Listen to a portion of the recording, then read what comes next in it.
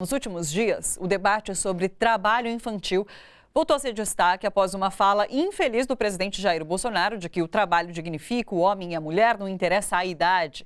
Ele chegou a falar sobre a possibilidade de descriminalizar o trabalho infantil.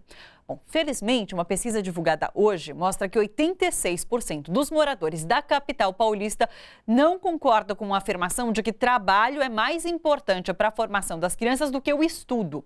Os dados são da Rede Nossa São Paulo, em parceria com o IBOPE, que realizaram um amplo estudo sobre a percepção dos moradores de São Paulo sobre pessoas em situação de rua, crianças e adolescentes e violência doméstica e familiar, desculpa. Sobre os resultados, eu converso agora com a Carolina Guimarães, que é da Rede Nossa São Paulo. Oi, Carolina, tudo bom? Tudo bom? Tudo certo. Ufa, que bom, é muito legal saber muito bom saber que a população de São Paulo pensa dessa forma, sabe da importância da educação para a formação das crianças e adolescentes e para que elas saiam dessa situação de vulnerabilidade, né? É muito importante isso.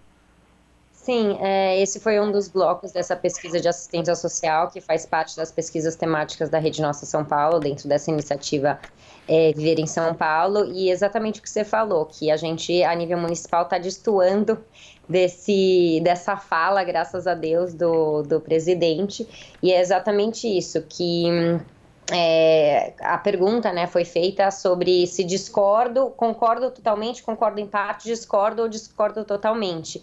E foi essa a pergunta, né? Trabalhar é mais importante para a formação das crianças do que o estudo, e até cresceu esse número comparado com 2018, onde era 77% discordavam, parcial ou totalmente, e mudou para 86%.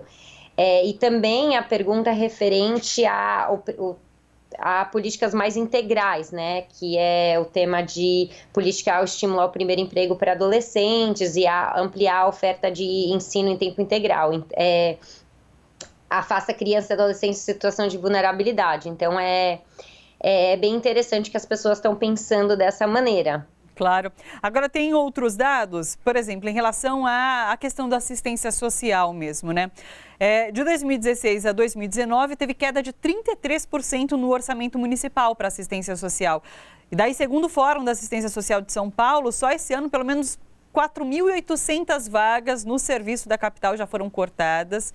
E a pesquisa mostra que 73% das pessoas são contrárias a corte de verbas na assistência social. Então, as pessoas entendem a necessidade, a importância de políticas públicas nessa área, né? Eu acho que, assim, de maneira geral, as pessoas entendem isso. O Covas muitas vezes trouxe que isso era uma prioridade dentro da gestão dele, mas infelizmente eu acho que existe um foco meio mais higienista e muito mais referente a moradores de rua do que essas políticas que são políticas estruturais e muito mais a longo prazo. E realmente os cortes, eles são muito, eles precarizam, né, esses serviços de proteção básica. Então tem vários centros que estão vendo esses cortes. Ele está trazendo o tema de fazer renegociar contratos com organizações que prestam esses serviços e essa população, né, que é muito triste que a população mais vulnerável, a que mais precisa, está tendo esse corte e não está se pensando uma coisa a longo prazo. E eu acho que as ações, elas são muito mais midiáticas, pontuais, para que realmente tenha um viés meio que para reeleição, sabe? Sim. Você falou nessa questão das pessoas em situação de rua, daí tem um número bem negativo, que é em relação ao crescimento da menção às medidas mais duras, né? Como, por exemplo, intensificar a limpeza da cidade, locais públicos com a presença de pessoas em situação de rua. Então, cresce o apoio a essas políticas higienistas.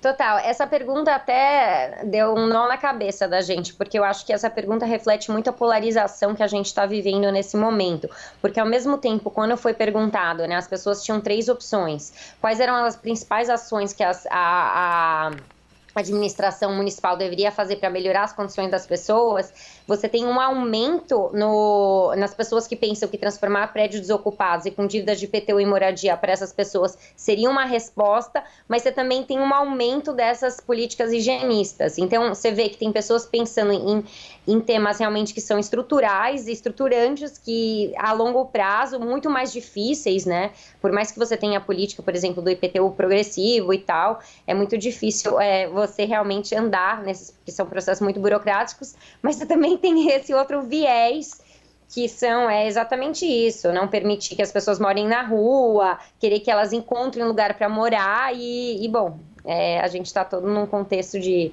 recessão, habitação, um déficit habitacional e tal, sim.